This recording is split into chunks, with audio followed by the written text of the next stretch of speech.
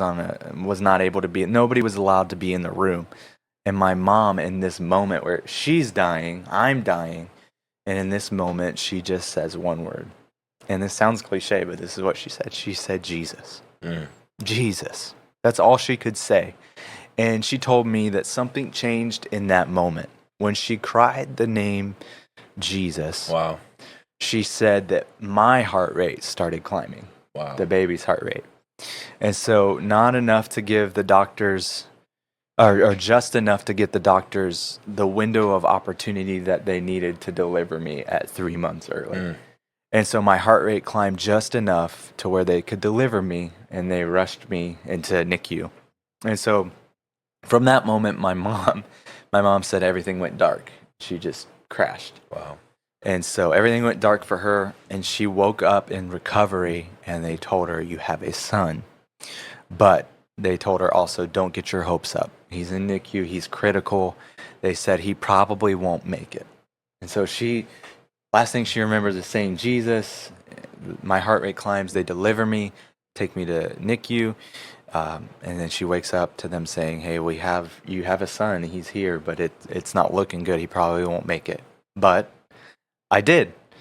The odds were against me from the beginning. I made it. The odds were against me. I was born so early. And even in this moment, like, this is weird, but babies have something while they're in the womb where there's like fur all over their bodies. And it's called a fur baby. Lingo or something like that. It's a fine hair that's supposed to fall off before birth, but it covered my entire... So those monkeys that those monkeys we were talking about?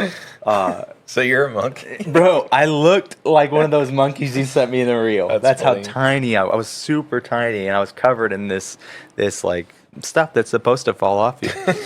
And, this is fact check confirmed. So I'm in like critical care, but this is what I looked like. I was 1 pound. I was covered in, fur, allegedly.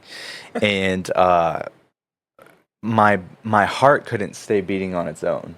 And so my brain didn't know how to send the signal to my lungs to breathe without intervention.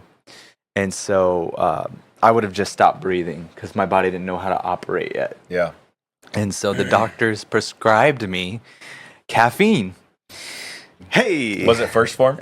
No, they weren't around yet. But they prescribed me caffeine. And so they were caffeine drops. And so what it did was it stimulated my brain, and it kept me alive because I was so tiny and so fragile. My mom said I looked like a spider monkey.